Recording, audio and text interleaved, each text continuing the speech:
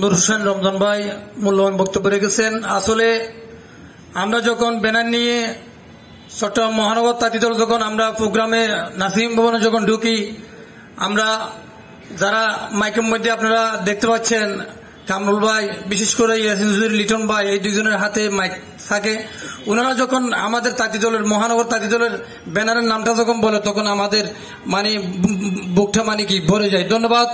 এই পর্যায়ে বক্তব্য নিয়ে আসবেন চট্টগ্রাম মহানগর জিসাসের সংগ্রামী সভাপতি এবং জিসাসের বিভাগীয় সাংগঠনিক সম্পাদক কণ্ঠশিল্পী বন্ধুবর আবুল হাশেম আজাদ ভাইকে তাহার গুরুত্বপূর্ণ বক্তব্য রাখার জন্য অনুরোধ জানাচ্ছি।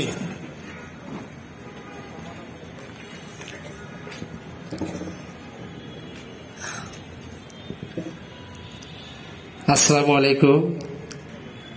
আজকে বাংলাদেশ জাতীয়তাবাদী তাঁতি দলের বিশেষ করে চকবাজার থানার মত বিনিময়ের সময় যাকে পেয়েছি, ইয়াসিন চৌধুরী, লিটন ভাইকে দেখে আমার কাছে ভালো লেগেছে। আসলে একটা জিনিস কি, আমরা ছোট বড় হব, মত বিনিময়ের সময় আমি একটা পোস্ট পদবি নিচ্ছি, একটা পদ নিচ্ছি, পদটা নেবার পর আমি ঘরে বসে থাকবো, কোনো কার্যকলাপে থাকবো না, এটা না। এই যে আজকে ইয়াসিন চৌধুরী, লিটন ভাইয়ের সামনে যে আপনারা যে পদ নিবেন, এই পদটা আপনাদের জন্য বিশাল আকার একটা দায়িত্ব। প্রসার আমি ছোট মানুষ, আমাকে তো মাইন্ড করবেন না। তো আমি ধন্যবাদ জানাই আজকের সভাপতি মহোদয়কে এবং সাধারণ সম্পাদক মহোদয়কে। আমি আপনাদের তাঁতি দলের আগে যেটা দেখেছি তার চেয়ে এখন ভালো দেখতেছি যে চট্টগ্রাম মহানগর তাঁতি দল এগিয়ে যাচ্ছে।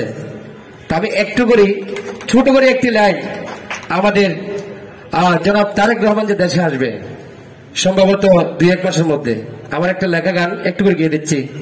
ওরে তারেক রহমান বীরের বেশে আসবে পীরে বাংলাদেশে, তারেক রহমান বীরের বেশে আসবে পীরে বাংলাদেশে, তারুণ্যের অহংকার তারেক রহমান, বিএনপির নয়ন মনে তারেক রহমান, বিএনপির নয়ন মনে তারেক রহমান। ধন্যবাদ সকলকে।